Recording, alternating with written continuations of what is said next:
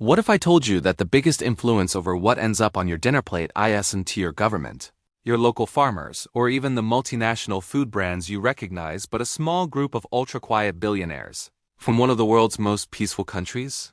Not America, not China, not even the usual corporate giants people love to blame. Sweden, a country associated with clean cities, social welfare, and flat-pack furniture. Yet behind this calm image exists a financial reality most people never see. A handful of Swedish billionaire families sit quietly inside the machinery that feeds the world, controlling grain flows, animal feed, processing systems, packaging, logistics, and pricing mechanisms that shape what you eat and what you pay. This isn't a story about secret societies or hidden handshakes. It's far more unsettling than that. It's about how power works when it doesn't need to announce itself.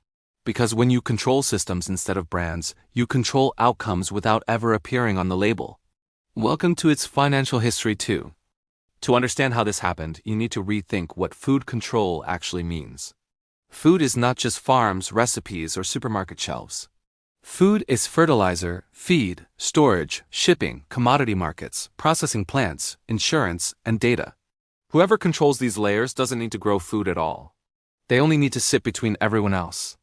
Sweden's role in this story begins with necessity. For most of its early history, Sweden was not wealthy. It was cold, rural, and vulnerable to crop failure. Survival depended on trade. Swedish merchants learned early that controlling movement mattered more than controlling land. Grain trading, storage, financing, and transport became national strengths long before food became a globalized industry. Then came the World Wars. While much of Europe was destroyed, Sweden remained neutral. Its companies kept operating, buying, storing, insuring, and moving food commodities while others couldn't. That neutrality created something more valuable than factories: uninterrupted experience.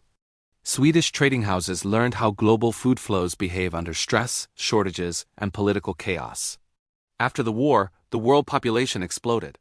Demand for food surged and industrial agriculture took over. This is where the system quietly changed.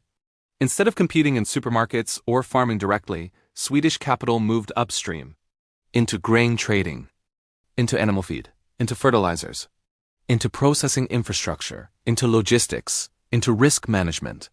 By the time food reached consumers, control had already been exercised. A chicken raised on feed supplied by a Swedish-linked company, processed in a facility financed by Swedish capital, shipped using Swedish-owned logistics, and packaged by another firm from the same financial ecosystem looks like a local product, but it isn't independent. It's part of a chain designed for efficiency, scale, and resilience for the owners, not for the people at either end. For decades, this system worked almost invisibly because food remained cheap. When prices are stable, nobody asks who built the system. But cracks eventually appeared. The 2008 financial crisis was the first warning. Food commodities became financial assets. Grain prices spiked. Riots broke out in countries where bread suddenly became unaffordable. The same mechanisms designed to reduce risk futures contracts and commodity trading began amplifying volatility. Control over price discovery moved even further away from farmers and consumers.